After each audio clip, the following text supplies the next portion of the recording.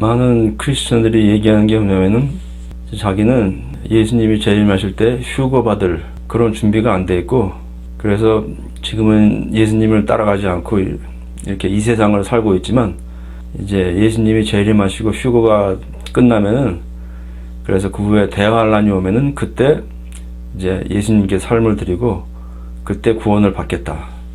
이제 그렇게 생각하는 크리스천들이 많은데, 근데 말씀드리고 싶은 것은 예수님이 재림하실 때 휴거가 일어나고 그 후에는 구원이 없다는 사실입니다. 그래서 그 인터넷에 가끔 보면은 휴거 후에 구원이 없다는 그런 구절들이 성경에는 없다고 이제 그렇게 말하는 목사들이 있는데, 근데 이 성경을 보면은 휴거 후에 구원이 없다는, 그래서 예수님 재림 후에 구원이 없다는 그런 구절들로 가득 차 있습니다. 그래서 그런 구절들을 몇 개 보여드릴 텐데, 그래서 이거는 마태복음 24장 48절. 만일 그 악한 종이 마음에 생각하기를 주인이 더디오리라 하여 동무들을 때리며 술 친구들로 더불어 먹고 마시게 되면 생각지 않은 날 알지 못하는 시간에 그 종의 주인이 이르러 어미 때리고 외식하는 자의 받는 율에 처하리니 거기서 슬피 울며 이를 갈미 있으리라.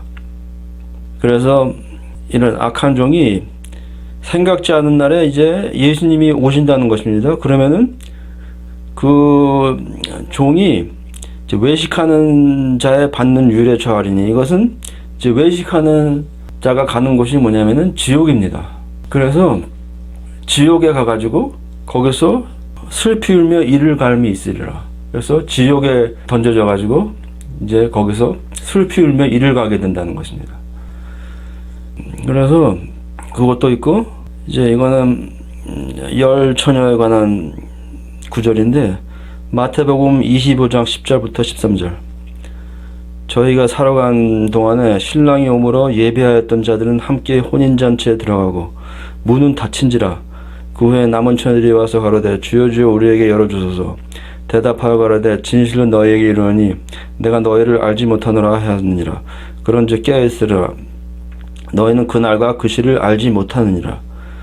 그래서 이제 예수님께서 말씀하시는데, 이 슬기롭지 못한 다섯 처녀들은 이제 예수님이 오실 때 준비가 안 된 상태로 그렇게 예수님이 재림을 하셨는데, 근데 그때 이제 예수님이 재림하시고 그 후에는 문이 닫힌다고 말하는 것입니다. 그래서 그 문이 닫히는 것은 뭐냐면은 구원의 문이 닫히는 것을 얘기하는 것입니다. 그래서 그걸 또 왜 할 수 있냐면은 가로되 진실로 너에게 이르노니 내가 너희를 알지 못하노라 하였느니라. 그래서 예수님이 알지 못하고 하는 그런 사람들은 이제 구원을 받지 못하고 불못에 들어가는 그런 사람들을 얘기하는 것입니다. 그래서 이것을 보더라도 그날과 그 시를 알지 못하느니라. 그래서 갑자기 이제 예수님이 재림하시고 공중으로 재림하시고 그때 준비 안 됐던 사람들은 구원을 못 받게 되고 이제 문이 닫히는 것입니다. 그래서 구원의 문이 닫히는 것입니다.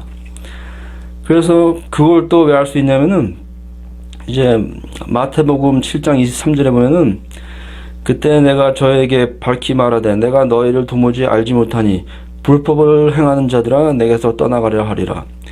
그래서 예수님께서 구원을 받지 못하는 사람들에게 하시는 말씀이 있는데, 그것은 내가 너희를 알지 못한다고 얘기하는 것입니다. 그래서 여기는 이제 예수님께서 불법을 행하는 자들아 내게서 떠나가라 하시니라. 그래서 이제 예수님이 이제 알지 못하고 하는 그런 사람들은 이제 구원을 받지 못하고 이제 예수님께서 떠나가라 하라는 것입니다. 그래서 구원을 받은 사람들은 이제 예수님과 함께 영원히 같이 있게 되고, 구원을 받지 못하는 사람들은 예수님이 떠나가라. 그래서 구원을 받지 못하고 이제 지옥에 던져지는 것입니다. 그래서 조금 전에 아까 말씀드린 그 열처녀의 비유에서도 내가 너희를 알지 못하느라 그렇게 말씀하셨는데, 그것은 구원을 받지 못한다는 얘기입니다. 그래서 이제 똑같이 그 미련한 그 다섯 처녀한테도 내가 너희를 알지 못한다고 얘기하고, 여기 마태복음 7장에도 이제 불법을 행한 자들아 내게서 떠나가라. 내가 너희를 알지 못한다. 그래서 여기서도 구원받지 못하는 사람들한테 이제 알지 못하니까 떠나가라는 것입니다. 그래서 이런 구절들은 이제 예수님이 오시고 그때 휴거가 있게 되는데 그래서 공중으로 이제 재림을 하십니다.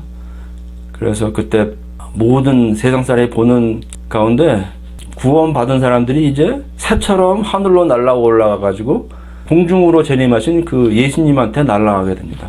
그래서 그게 휴거인데 그래서 그때 그 휴거 때 구원을 받지 못하면은 그 후에는 구원이 없고 이 땅에 남아있는 그런 사람들한테는 이제 하나님의 심판이 퍼부어지는 것입니다. 그래서 그때는 구원이 없습니다. 그리고 이제 또 한 가지 구절을 말씀드리면 마태복음 25장 14절 또 어떤 사람이 타국에 갈 때 그 종들을 불러 자기 소유를 맡긴 것 같으니 무릇 있는 자는 받아 풍족하게 되고 없는 자는 그 있는 것까지 빼앗기리라. 이 무익한 종을 바깥 어두운 데로 내어 쫓으라. 거기서 슬피 울며 이를 갈미 있으리라. 그래서 이것은 달란트에 관한 얘기인데 주인이 하인들한테 달란트를 몇 개씩 주고 갔는데 근데 그때 주인이 다시 와가지고 그 달란트로 아무런 이유는 남기지 못한 그런 종들은 그래서 그 무익한 종들은 바깥 어두운 데로 내어 쫓으라. 거기서 슬피 울며 이를 갈미 있으리라. 그래서 예수님이 오실 때 그런 무익한 종들은 바깥 어두운 데 그것은 지옥을 얘기하는 것입니다. 그래서 거기서 슬피 울며 이를 갈미 있으리라.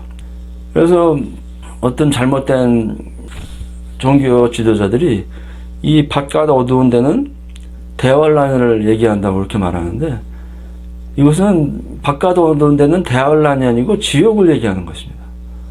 그래서 많은 크리스천들이 그런 가르침에 속고 있는데 그래서 지옥은 거기는 빛이 없고 소망이 없고 어두컴컴합니다. 그래서 그것은 지옥을 얘기하는 것입니다. 그래서 거기서 굉장히 엄청난 고통이 있기 때문에 이를 가는 것입니다. 그래서 이를 간다든지 고통을 받는지 그런 것은 항상 지옥을 가르치는 건데 그래서 이제 많은 사람들이 대환란에 대해서 잘못 가르치고 있는데 그 대환란이 적그리스도를 거부하는 사람들한테는 엄청난 고통이 되고 고문을 받게 되고 그래서 그게 대환란인데 그 대환란 기간 동안 때 그 적그리스도한테 동조하고 적그리스도한테 경배를 하고 그렇게 목숨을 건지는 사람들은 이 세상이 정말 유토피아 같이 될 것입니다. 그래서 전쟁이 사라지고 모든 세계 통화가 합병이 되고 그 다음에 이 세상이 하나의 국가가 되기 때문에 그래서 굶주림이 사라지고 그래서 엄청난 부귀영화가 일어나게 될 것입니다. 그래서 화폐가 통합이 되고 그렇기 때문에 정말 그때는 정말 살기 좋은 이 세상 사람들이 살기 좋은 그런 세상이 될 텐데 그래서 그런 것은 이제 바깥 그 어두운 데가 아니고 정말 살기 좋은 나라가 되는 것입니다. 이 지구가. 그래서 이 바깥 어두운 데는 대환란을 말하는 게 아니고 지옥을 말하는 것입니다. 그래서 거기는 빛이 없습니다. 그래서 이 구절들이 말하는 게 뭐냐면은 이제 많은 사람들이 대환란이 휴거 후에 대환란이 온다고 믿고 있는데 그래서 그렇기 때문에 이제 대환란은 이제 하나님께서 많은 사람들을 구원하기 위해서 보내는 것이기 때문에 그래서 대환란에는 분명히 구원이 있습니다.